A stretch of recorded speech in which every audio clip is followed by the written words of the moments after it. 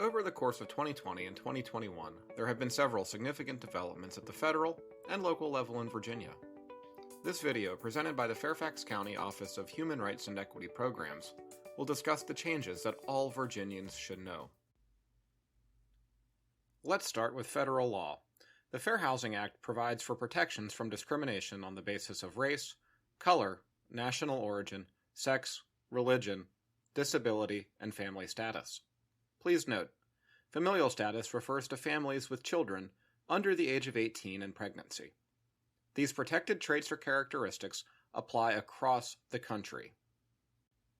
In early 2021, the Department of Housing and Urban Development announced that claims of discrimination based on sexual orientation or gender identity could now be filed and investigated as sex discrimination.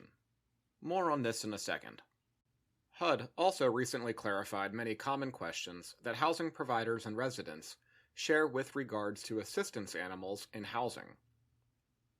The guidance reasserts that a resident or a prospect with a disability has a right to an assistance animal as a reasonable accommodation.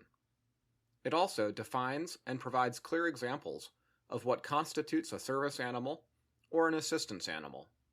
Most significantly, the guidance also shares tips and a process for housing providers to verify reasonable accommodation requests for assistance animals.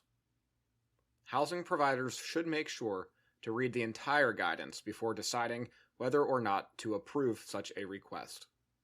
In addition to these significant federal developments, the Commonwealth of Virginia recently expanded protected classes to include sexual orientation, gender identity, military status, and source of funds, in addition to a previous protection for elderliness. In Fairfax County, marital status is also a protected class. Let's take a closer look at fair housing protections in Virginia. Virginia's fair housing law defines sexual orientation as a person's actual or perceived heterosexuality, bisexuality, or homosexuality. An example of discrimination based on sexual orientation might be a landlord who refuses to rent to a same-gender couple. Virginia fair housing law defines gender identity as a person's gender-related identity, appearance, or other gender-related characteristics of an individual with or without regard to the individual's designated sex at birth. An example of discrimination based on gender identity might be a landlord who harasses a tenant by repeatedly using the wrong names or pronouns of a resident. Elderliness in Virginia refers to someone who is 55 or over.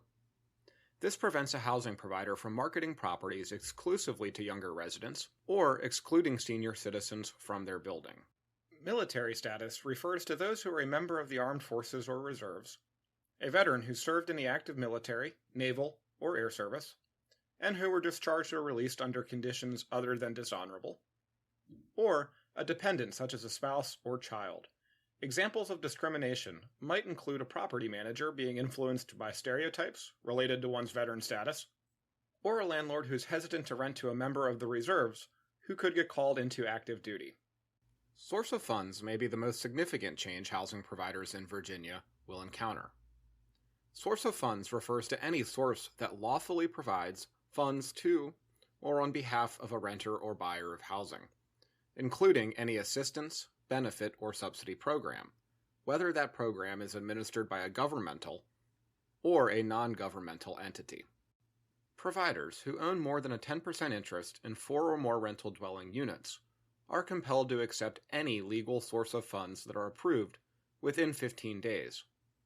Examples of legal funds include housing choice vouchers, Social Security or disability benefits, child support, alimony, and more.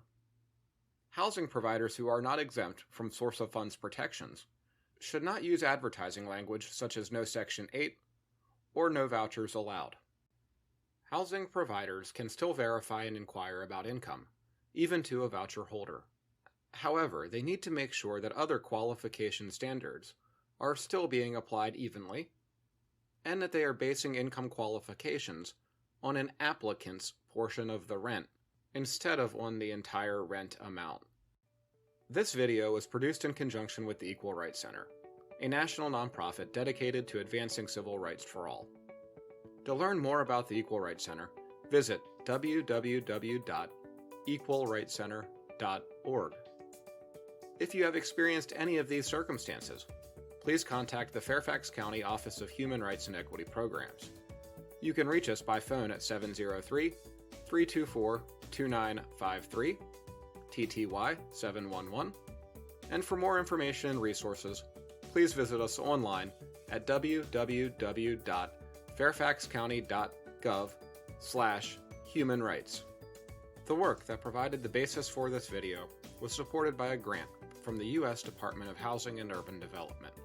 The substance of the work is dedicated to the public. The producers are solely responsible for the accuracy of the statements and interpretations contained in this video. Such interpretations do not necessarily reflect the views of the federal government.